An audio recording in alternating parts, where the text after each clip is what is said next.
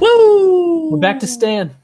BJ from Game Gumbo. I've got my guests here, Jeremy, Howard, and Steve. We've got a game that I want to talk about because this is, and we got to, hey, let's say it right off the bat. You're buddies with Stan. This is Stan Kordonskiy's new game. Well, not new, but he's got some new content for it. New content Rurik for it, man. New content Kiev. For it. I've never played it, so give us the pitch. Oh my God! You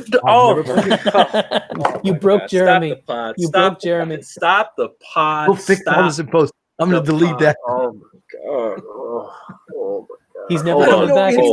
He's never coming back, BJ. It's him and Steph from now on. He's never coming back. All right, I'll see you guys later. Steve, take over the show. Hey, Steve, how's it going, man? It's good to see you again. Hey, how's it going, man? How you doing, man? It's been days. Thanks for having me back on your show, man. Happy to do it. We're just holding it for Verla. We're just holding it for her.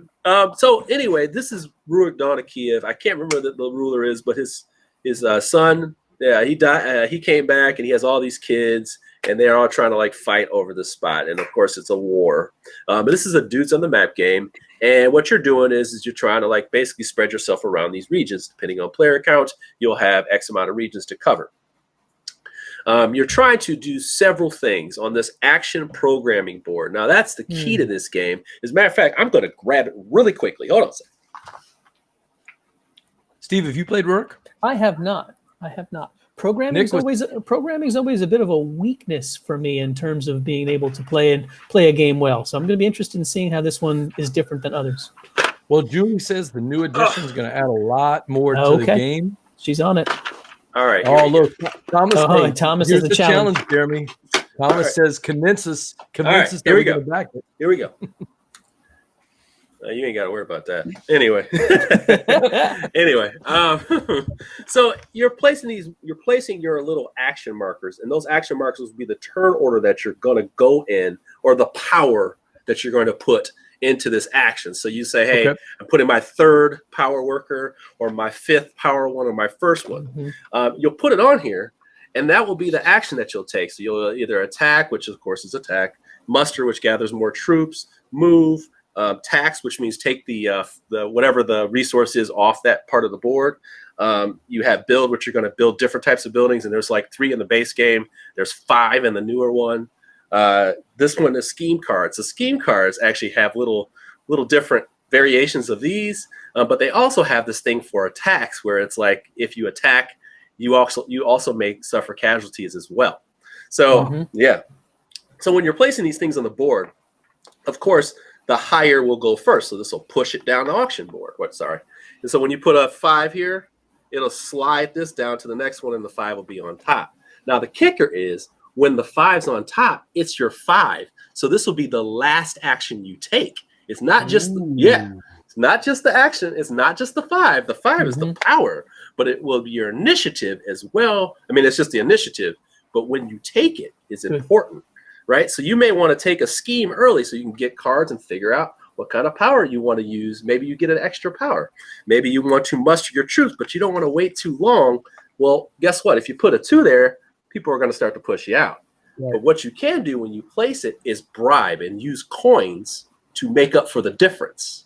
Oh, yes. All right. So, can you imagine Coimbra, where after you put the dice out, you're able to manipulate it? Do you understand how hard people fight for these? Oh, I bet. I mean, like, it's a, man, this right here, man, this board, totally innovative. Nothing like it. No, I can't think of anything. What you're going to do in this game with this board, other than that, it's really a dudes in a map game, area control. You're going in.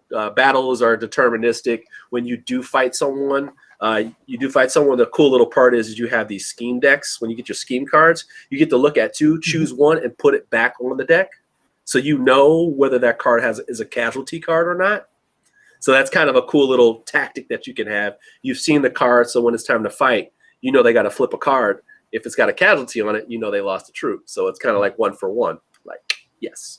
Hey, Julie said that she played it this week, and the new expansion content added a lot more. Oh my god! Oh my god! What are we talking about here? Oh my god! And that's what's coming out with the Kickstarter, right? Dig Jeremy?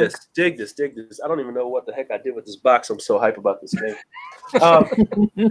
Oh my god! So this game right here is just one of my favorite games ever.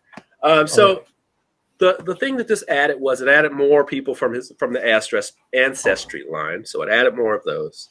It added inheritance, which you would find in other games where it's like, hey, you start out with these resources, but the thing is they start out in different spots, and that's unpredictable because everybody gets to place their workers where they want to in the beginning of the game. Well, now those inheritances are awesome, but at the same time they can spread you out, and that makes you have to push and decide, do I want my troops that far apart to start the game out? And but you may have a cool building. You may have a fortress. I mean, I think it's a fortress that you can stand in. It actually acts as an extra worker for you. So that's kind of cool, right? But now they have all these new superstructures, like these new kind of more like kind of elite buildings that give you different abilities for making them. And then also they kind of have some things that happen during the game that they can kind of boost your abilities and stuff like that. They also had added like a kind of a rebels group that you can have that actually is kind of like in between both of you. They already have neutral troops, but now they have like a rebellion that's going on as well that you can like kind of fight off as well. Wow. You can now put your troops, you can fight and take your troops and imprison them. So you can take your enemies and imprison them, but it's very risky to do.